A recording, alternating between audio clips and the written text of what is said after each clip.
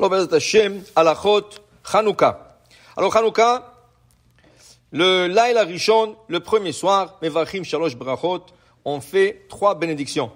Baruch Ata Hashem, Asher Kedesham Sadav Sevanu Adlik Ner Chanukah. Alors, on a expliqué ce matin, on ne dit pas Ner Shel Chanukah, Ner Chanukah. Pourquoi? L'acronyme qui sort du mot Ner, le Adlik, Lamed, Ner, Nun, Chanukah, Chet, c'est un acronyme d'un nom sacré qui protège la personne. Tout ce qu'on faisait au Chanukah, le Maccabim, ils étaient 12 personnes. Ils se sont partis faire la guerre à 100 000 personnes. Comment c'est possible? Avec des noms sacrés. Shemot HaKodesh. Et ce Shemot HaKodesh, Chachamim nous enseigne à travers les Berachot et à travers les prières qu'ils ont fait. Une prière que les Maccabis ont fait, selon le Rav Frida, était Vino Amadona Elohenu Alenu Maaseadenu Konena Alenu Maaseadenu Koneneu, avec le mizmor qui suit Yoshev Beseter Elion Betzel Shaddai Itlona Nomar Lavnai Marsim Tsulati, le mizmor 91 Sadik Aleph. Et ils l'ont dit chaque fois qu'ils sont sortis en guerre, 7 fois. Donc ils disaient Vino Amadona Elenu Alenu Maaseadenu Konena Alenu Maaseadenu Koneneu Yoshev Beseter Elion. Ils terminaient 2e fois, et 3e fois, et 4e fois, et 7e fois. C'est ça qui leur a donné la force de gagner les Grecs.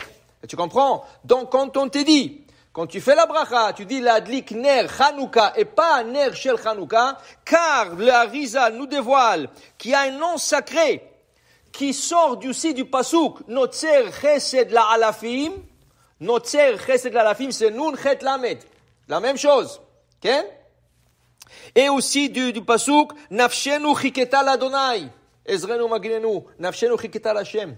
C'est un nom sacré qui protège. Donc on veut le faire. Shabbat, quand tu allumes les bougies de Shabbat, il n'y a pas. Alors tu dis l'adlik ner shel Shabbat. Alors c'est vrai que les gens vont te dire que certaines personnes au Maroc, ils disaient ner shel Chanukah. Mais n'oubliez pas qu'au Maroc, il y avait beaucoup d'influence ashkénaze et Chabad. Et Chabad, ils disent l'adlik ner shel Chanukah. Nous ne sommes pas Chabad, nous sommes séfarades. Donc tu vas suivre le Harizal, avec les recommandations du Harizal. Alors l'adlik ner Chanukah. Après, qu'il a dit la bracha, l'adlik ner Chanukah, on fait la bracha, Baruch Ata Hashem, Elokeinu Haolam, She'asa nisim la'avotenu bayamim ahem, bazeman hazeh. Et après, le premier soir, nous ajouterons la bracha de She'echeyanu, Ve'kimanu, Ve'higianu lazman hazeh. Premier soir, 3 bénédictions. À partir du deuxième soir, 2. L'adlik ner Chanukah et la bracha de She'asa nisim la'avotenu bayamim bazeman hazeh. Maintenant, chaque fois qu'on allume la Chanukah, après avoir récité les bénédictions, d'abord on allume. On allume la première bougie. Après avoir allumé la première bougie, même si c'est le soir 2, 3, 4 ou 5, c'est pas important, tu commences à réciter Hanerot halalu anu madlikim ala nishim vala pukan. Là-bas aussi, il y a 36 mots. Car ça a été instauré contre les 36 bougies. Pendant tout le Chanukah, tu allumes 36 bougies. Si tu comptes le shamash, tu allumes 44. Mais les bougies de Chanukah seules sont 36.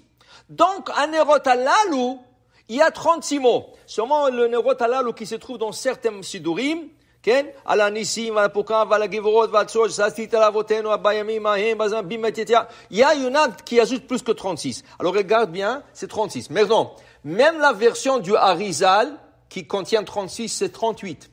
Alors on dit que les 2 premiers mots, Hanerot halalu, ne comptent pas, c'est rien qu'une introduction. Alors, même dans la vraie version du Harizal, il y a 38 mots. Mais les 2 premiers mots, il dit ne compte pas. Hanerot halalu.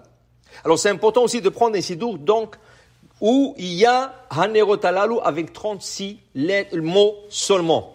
Maintenant, une fois que tu dis ça, tu allumes, jusqu'à ce que tu termines à allumer. Maintenant, comment on allume? On se met en face de la Chanukah. Toujours, on se met en face de la Chanukah.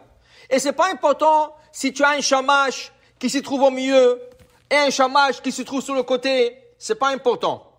L'important, c'est que tu te trouves en face de la Chanukah.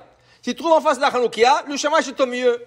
Certains shamash, sont à droite ou à gauche. Dépendamment de ta Chanukah. Il n'y a pas de règle.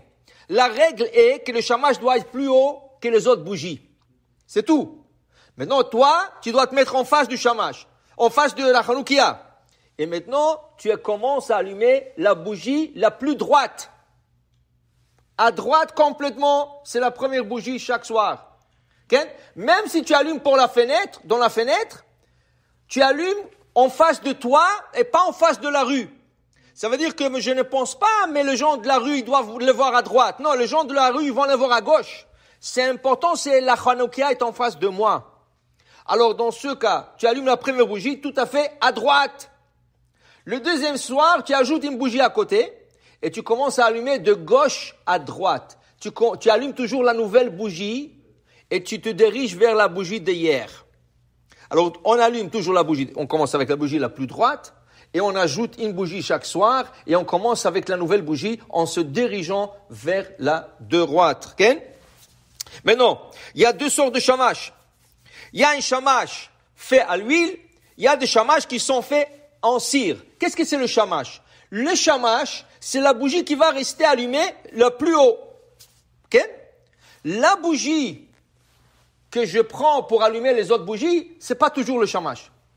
Okay? Le shamash, il est fait pour quoi? Le shamash, il est fait pour qu'on n'arrive pas à utiliser la lumière de Hanoukia. Donc, on a besoin d'une bougie plus haute, qu'en cas qu'il y a une panne d'électricité, quelle est la bougie la plus haute qui va éclairer? C'est le shamash. Et on ne va pas profiter des autres bougies. Okay? Maintenant, si tu as une bougie dans la main, okay? Et c'est le shamash, parce que tu allumes avec bougie en cire. Tu l'allumes d'abord. Tu l'allumes avant la bracha. Avant la bracha, tu l'allumes, et là, tu fais la brachot et tu allumes. Okay? Si ton shamash est à l'huile, tu l'allumes pas d'abord. D'abord, tu allumes une bougie de plus. Et après, tu fais la brachot. Et après, tu allumes les bougies, et le shamash à l'huile, tu l'allumes en dernier. Et le Rabbi Nishraï rapporte ici, il dit que lui, il faisait le shamash en cire. Malgré qu'il allumait des bougies à l'huile, il voulait complètement distinguer le shamash, alors il allumait à cire. Il faisait complètement une autre bougie, pour que les gens comprennent qu'il ne fait pas partie de la mitzvah. C'est pour cela. Une fois que tu as fait la bracha, tu ne veux pas allumer le shamash en premier, à l'huile. Pourquoi? Parce qu'il ne fait pas partie de la mitzvah. Alors ça consiste en interruption. C'est comme si tu as interrompu entre la bracha et la mitzvah. Alors le shamash s'allume toujours en dernier. La bougie qui t'aide à allumer, c'est pas toujours le shamash. Alors si tu allumes tout en cire, tu allumes la bougie de shamash en premier. Si tu allumes tout à l'huile, tu allumes une bougie en cire en premier. Après tu fais les brachot et après tu allumes tes bougies. Baruch Adonai le'olam. Amen ve amen.